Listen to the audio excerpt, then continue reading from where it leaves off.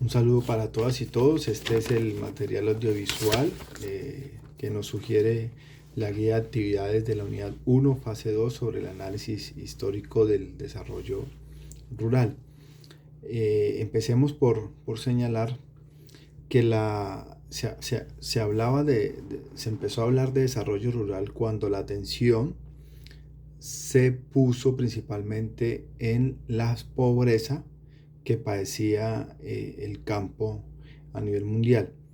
En la segunda mitad del siglo XX, de la década del 50 al 60, al 70, la población rural en el mundo era mayor a la que hoy día lo es. Y la pobreza, por lo tanto, era también más visible en estos sectores. La agricultura entonces podría ser un obstáculo para el desarrollo por su nivel de atraso y de pobreza para los habitantes del sector rural, pero también podría ser un motor del desarrollo. Entonces, si no existía una teoría de desarrollo económico que fuera mundialmente aceptada o reconocida, esto significaba, de acuerdo a los modelos y estrategias de desarrollo económico, pues que para el tema puntual del agro, de lo rural, los modelos o las estrategias también variaban, diferían de acuerdo a las circunstancias o condiciones particulares de cada momento y sobre todo de cada territorio o de cada región. Podemos mencionar algunos autores como en la década de los 60 el autor Rostow planteó las etapas del crecimiento, es decir, cómo la agricultura podía permitir pasar a una etapa de desarrollo que le daba pues importancia al desarrollo también industrial.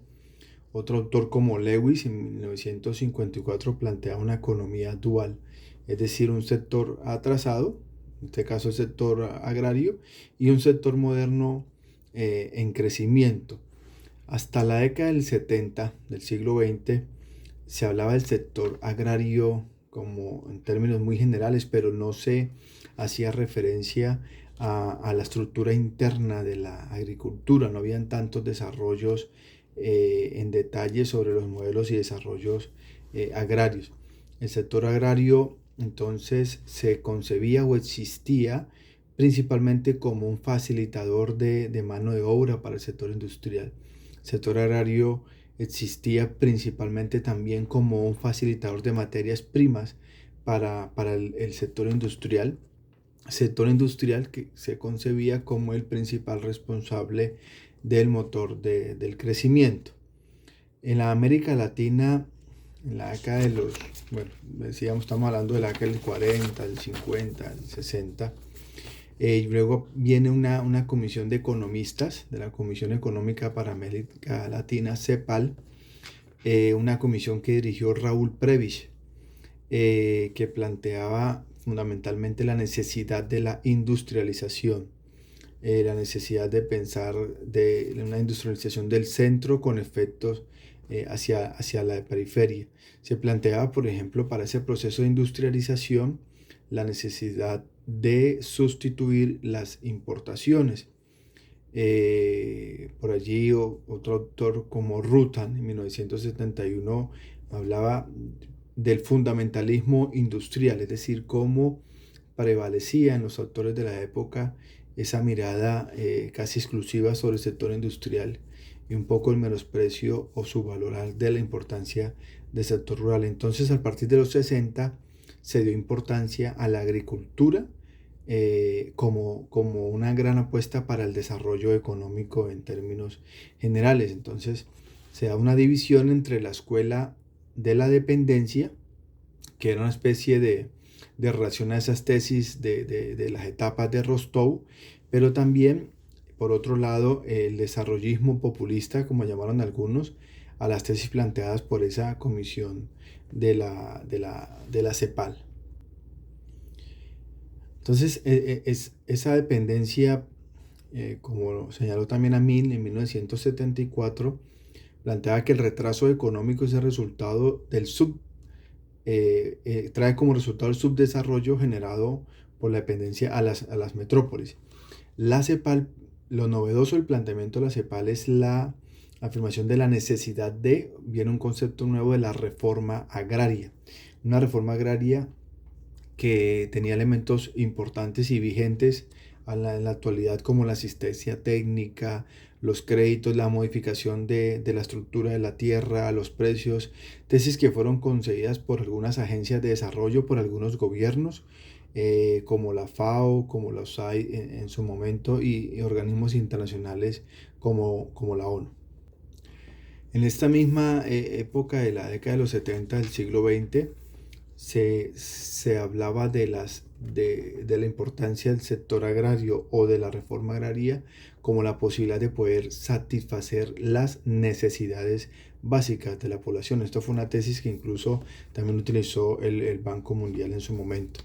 Época de los 70 que, si bien fue muy agitada la tesis, los discursos sobre reforma agraria no fueron tan desarrollados. Luego vienen otro tipo de planteamientos como el ecodesarrollo, o el desarrollo endógeno, que fue un planteamiento de la UNESCO, un ecodesarrollo que se plantea como socialmente deseable, económicamente viable y ecológicamente prudente. Y así se dio una evolución entonces hasta hablar del desarrollo sostenible, ya sobre la década de los 80, los 90. En el 83 la ONU dispuso una Comisión Mundial para el Desarrollo del Medio Ambiente, dieron su informe algunos años después, en el año 1987, que se tituló Nuestro futuro común, que empezó a hablarse de la sostenibilidad y la sustentabilidad en el desarrollo económico y agrario a nivel mundial. Y bueno, ya en los 90 se implementa en América Latina, en Colombia mismo, el desarrollo neoliberal. Se aperturó los mercados, las exportaciones, las importaciones. Y bueno, todas estas escuelas, para ir redondeando, todas estas escuelas y modelos de desarrollo rural planteados tuvieron consecuencias la mayoría de las veces negativas sobre el mundo, sobre Latinoamérica y particularmente sobre Colombia. Y aquí quiero hacer un énfasis, y es que la agricultura en Colombia hay una deuda histórica, aún con este importante sector de la economía, un país de vocación principalmente agrícola, un campo colombiano atravesado por el fenómeno de la violencia, del desplazamiento, con causas que originaron confrontaciones económicas y armadas desde los territorios hacia los centros administrativos y de poder. El mismo conflicto armado interno colombiano tiene causas y orígenes que tienen que ver con la tenencia de la tierra por los levantamientos campesinos también en la segunda mitad del siglo XX.